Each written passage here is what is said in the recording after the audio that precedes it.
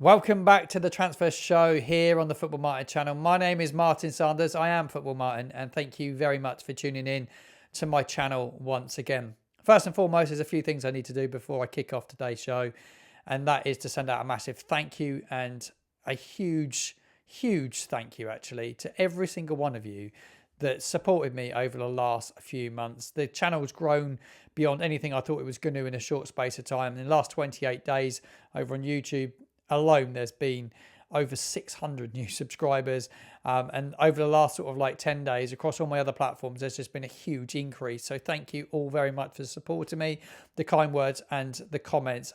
I look across all the videos, I read all your comments, and I really do appreciate it. And I think the proof is in where the channel is at right now is when you come onto a platform such as YouTube and you read what people have to say. And I know it's a tough time to be a Southampton fan. It's a really tough time. And if I can give you a little bit of therapy and I can talk about it with you, it gives me a bit of therapy.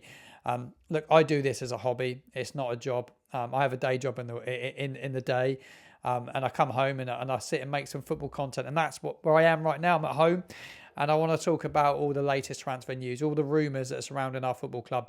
But before we talk about the transfers, let's have a little roll back to the weekend. Let's go back to Saturday and that defeat against Brentford at St Mary's, a 5-0 hammering. Did any of us see it coming? Absolutely not. I didn't.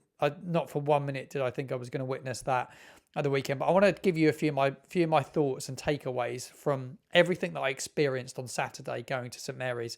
And first and foremost, arriving at the ground, it was always going to be flat. And there was a really flat atmosphere around St Mary's. And it's understandable when the weather's not nice, it's cold, but the team's so out of form. We've had a horrific start to the season, just a one Premier League win at home. And things are bleak. It looks like we're staring down the barrel of the Championship. It was still a sellout at St Mary's, though a few people didn't turn up. It was still an incredible turnout by an incredible fan base. So a massive shout out to everybody that turned up. A lot of people there having the game as a birthday present. I met two lads with their dad, and it was the two lads' Christmas presents. Apologies, and yeah, they were there for their Christmas present. It was given as Christmas present. There was people there, no doubt it was a birthday present. So yeah, and you turn up, and what an awful present that would have been, because it was awful. But the players walking out onto the pitch, I was chatting to my dad about it today, and we were saying that when the players walked out onto the pitch for the warm-up, the body language was really bad. And I remember him saying to me at the time, he goes, "God, the body language of the players didn't look great. They looked really, I don't know, didn't really care. It was a real sort of like the warm-up looked a bit shabby at times, actually." And I always watched the warm-ups from both teams. And I thought Brentford, there was a huddle going on. They were doing defensive work. They were doing crosses in the box, defend and attack. It was really well drilled by Thomas Frank's Brentford. I thought it was a great warm-up, but the Saints warm-up, yeah, very strange. The body language looked off, and I thought from the get-go, the players just weren't at the races. There was a lack of idea of what we were supposed to be doing, how the manager wanted to play. He obviously had clear instructions. We were promised heavy metal football, high energy. We didn't see any of that. The goalkeeper had the ball. Van der Berg had it. The centre-back had it at times, and we just sat on the ball, and we wouldn't even press. Like Onuachu didn't even go and press. Nobody wanted to go and get the ball. And I thought this side was going to be a high-energy, high-press side, but maybe we spent such a long period of time playing possession-based football. The players are just not adaptable to play it at this moment in time, but they should be. They should be, really and truly. It's I think as a footballer, you should be able to adapt to all sorts of different situations. As a professional footballer, played large sums of money. It was alarming, really, and I do worry. I worry if we have a Nathan Jones point two coming on here. I really do. We've seen no new manager bounce, very similar to what we saw under Nathan Jones, very similar, but there's no new manager bounce, and they didn't look like they played for him, which was really alarming. And I hope we see something better against Swansea on Sunday. First game I'm going to miss this season through choice. I'm going to sit at home and watch it. I'm going to do a watch along. I'll cross my platform, so stay tuned for that. You can watch it with me. I'll give you my thoughts as it's unfolding, but I'm not going to go to it. It's expensive, and I'm disappointed in what I'm seeing, like everyone is. And look, it's a tough time of year for anybody, and I have a family to support and two daughters to fend for, and yeah, they're my priority at this moment in time, and to put food on the table. So that's what I will do at this moment in time, and I will watch it. And I'll be back for the next Premier. Well, actually, the next Premier League game's away to Man United. I will miss that one because it's work day, but definitely be at Forest away. But yeah, just summing up the game at the weekend: a lack of running, lack of desire, a lack of want to wear our shirt, letting down the fans really, because they let down the fans. Not many players come out and apologise to the fans really. Not really. In all honesty, Boise come on my match day vlog, which is on YouTube. You can check that out now. It's well worth going to have a look at it. Just go check it out, and you'll see all our reaction. And Boise summed it up. A lot of the players didn't go over to the fans at the end, and I found that really disappointing. It's sad. It's sad when that happens. But all in all, it was unforgivable. It was a mess. Match of the day sums it up perfectly well. It was a mess. It's probably the most one-sided Premier League game I've seen, other than the Spurs game. But the Spurs game, we were actually good in the second half. Good. We were better than we were against Brentford. We didn't let any goals in the second half against Tottenham. I think this was a worse performance. Ugochukwu definitely not up to it. Silamana, I still think it's time for him to move on, but I think he's had a tough time at the club. Some people feel he's been unfairly treated. Ryan Fraser's nowhere near the squad. I tweeted about him today. Took a little bit of abuse, as like you normally do on when you give your opinion. Football is all about opinions, and we have to respect everybody has an opinion. Some people don't like it that people have opinions, but we have opinions.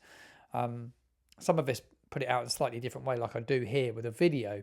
But my opinion of Ryan Fraser was that he was when he signed, I thought, yeah, he could play at Premier League level. I don't think he's a starter every week, but he's a good squad player. He showed a lot last season. He's disappeared, which is strange. But look, he'd be around for next season. He's got a 2-year contract, so he'd be here next season. But that squad needs thinning and out, and we come on to transfer chat now. Let's talk about transfer chat, because there's plenty to talk about. I think the big talking point will be what Chelsea decide to do with Lesley Ugochukwu. Will they recall him? There's a bit of talk today across the press. I'm recording this on Tuesday the 7th of January, and there's talk that Lesley Ugochukwu could return to Chelsea. They've not decided at this moment in time. He's gone through a bit of a whirlwind since he's been with us. Bought him for FootballMartin to give us a bit more steel in midfield. Looked good early on, but soon faded. Had a tough game at Bournemouth. Didn't really see a lot of him. Looked kind of like he was frozen out under Martin at the end, but the new manager likes him. He's brought him in. He looked okay. Looked good when he came on against Fulham. I thought he was really good against Fulham. Good against West Ham. But he did have a bit of a nightmare at the weekend. He had a tough game. But he's a young lad. And I think if he goes back, we're going to need to replace him. It leaves us very short in midfield, very, very short. And I hope that is the one area they're going to need to sort quickly. Talk of bringing Shea Charles back. Spoke about it on the show last week. I don't see any reason that he come back. I just don't think we will, and put him into a team that's getting battered every week. It's just not worth it. Don't destroy another player. There's enough players getting destroyed as it is at the moment. And we've got a record points low of any team ever after the halfway point. Saints are a record. They broke a record already for it. So I am just leave him where he is. Leave him to develop where he is. But the story on Ugochukwu come from The Athletic. It's a good source. Chelsea will weigh it up in the next couple of weeks, and a decision's not been made as of yet. But let's wait and see. I hope he stays, but could do it better if we can. Saints did announce a new signing last week, so since I did my last video, I did talk about doing 3 of these shows a week. It's going to be a waste of time. I'll do this once, maybe twice. I don't see Saints doing enough transfers in to be excited about, and I think there's so much. The club's so flat in the fan base at the moment. It's going to be hard to create content that's going to be viewed and listened to. I don't think. So we'll talk about other stuff, and that's what I'm going to do in this video today. Wellington signed last week. Since I did the last video, 23-year-old Brazilian, 164 appearances for Sao Paulo, made his debut at 19 for them. He will wear the number 34 shirt, but he's injured. Alfie House confirmed after the press conference with Ivan Duric on, I think it was Thursday, Friday, that he's injured, Wellington. So another player that's coming that's injured. It was a pre-contract arrangement, though. Look, it's difficult for him to come in at the moment, isn't it, into a side that's struggling. Will they risk it and throw a young player in and destroy him now? Probably not. I wouldn't do. Another young player we need to talk about, Sam Amiao. The manager was asked about him, Ivan Durick, and he said if there's any young players that are not playing football, potentially they will go out on loan. And Sam Amiao, it was spoken about Russell Martin that he'd go out on loan, and I think he will do. Get him out of the place at the moment. Let him go and play in the Championship somewhere where he could develop, or League One. He can develop, play some game time, and try and get him ready for next season, because he'd be a massive asset. And brings Sam Dozy back next year, could be another real good asset for us next year. I just think just go and let him develop.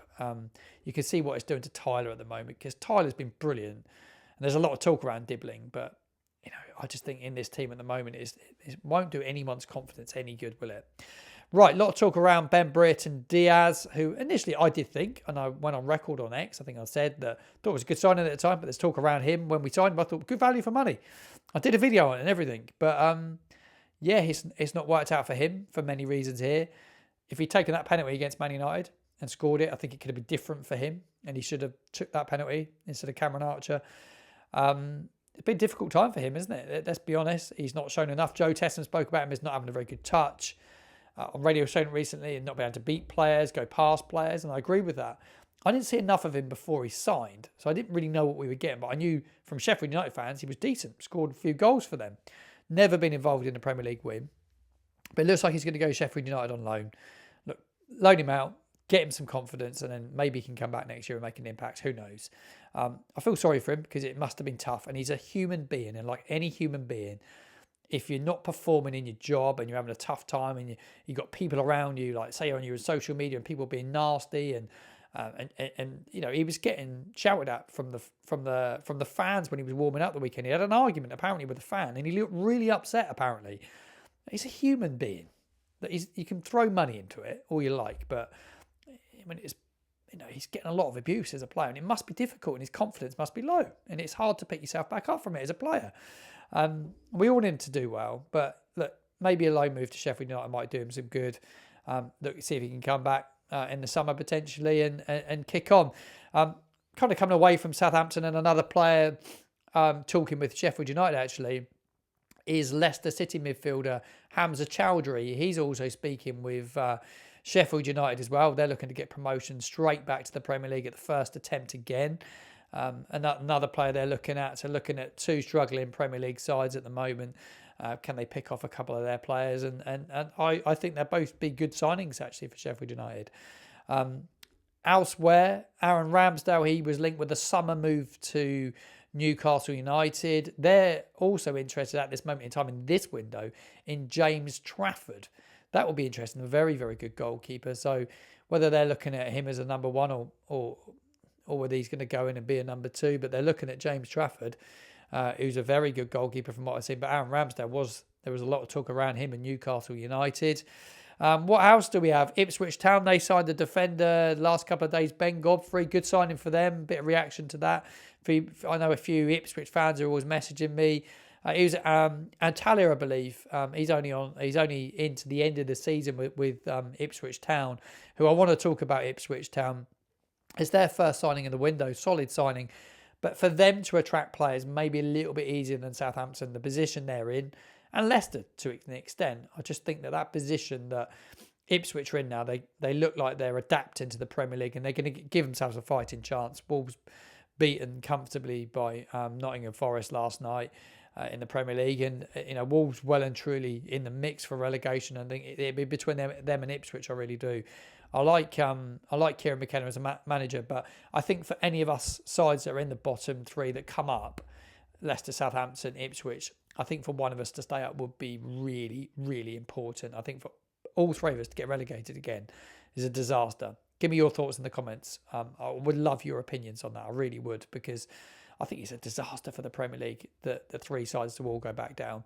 It happened last year. To go and happen again would be a nightmare, really. That wraps up everything, really. I wouldn't imagine doing another transfer show till potentially next week, unless anything dramatic happens in the meantime. It wraps up. I don't think the window will get going to the end. I don't think it's going to be a crazy window anyway. Tyler Dibbling, I would expect to stay in this window. I think you'll find Liverpool, Newcastle and the big boys will come hunting him once we're relegated and try and get a knockdown price on him in the summer, potentially. Let's wait and see. Podcasts coming, more shows are coming on the Football Martin channel. I am speaking with a couple of ex-pros at the moment, looking to get a few of those on. So if you're an ex-pro tuning in and you'd like to come and chat with me and do a podcast, I love it. I absolutely love it. I've made some contact with some real legends. Whether we can pull a couple more off. The Marion Pahars went down well. Make sure you go check out the Marion Pahars video, or go download it if you haven't done so. I thought it was really good. I really enjoyed chatting to him. We will do more of those, and I'm going to get a few of my regular faces here on the channel as well in the next week as well. Hopefully I can sit down with Controversial Chris, and I will also be hosting the Total Saints podcast this Monday coming, actually. Week on Monday. Monday, so after the Swansea game on the Monday. I have the privilege of hosting the Total Saints podcast, which is always an honour and a privilege to do. Thank you very much once again for tuning in. Get involved in the comments box below. Give me all your thoughts on the current situations. Another thing I wanted to talk about actually before the show ends, before I end, and I forgot about it. It's on my notes. I've just popped it to the side of your screen. Graham Potter. This is an interesting one. I wanted to get your thoughts on it, actually. Silly if I nearly missed it off. But yeah, Graham Potter potentially going to West Ham United. He's had talks with West Ham, supposedly. There's pictures of him with one of their board members. And there's also talk of Everton, who are under new ownership, that they're potentially looking at him as well. So it could be a tug-of-war going on. If you were Graham Potter, where would you go? A man that was linked with Southampton. A man I think we would all would have loved to have seen come to Saints, actually. A man that used to play for us. Yeah, what would you do if you're Graham Potter? Probably living in London. But it'd be interesting to see what happens. But isn't it crazy? You've got a manager in situ trying to do his job, and in public, you've got the club talking to another manager. Pretty disrespectful, I'd say. But that is social media. Stuff gets out. People take pictures. Go and do it in private. If you're going to meet someone else, do it in private. Julian Lopetegui, feel a little bit sorry for him, really. Don't know what you guys thought, but I just thought it was something to... I know it's not Southampton related, but I thought I'd put it in the transfer show today and just wanted some debate on it. I wanted some thoughts on it. That wraps everything up. Thank you very, very much for tuning in. I hope you've enjoyed my latest video here on the Football Martin channel, my latest download as a podcast as well. So if you want to catch up on the go, you can get it on Spotify, Amazon, and all your usual podcast platforms as well. I'll see you again soon in another video.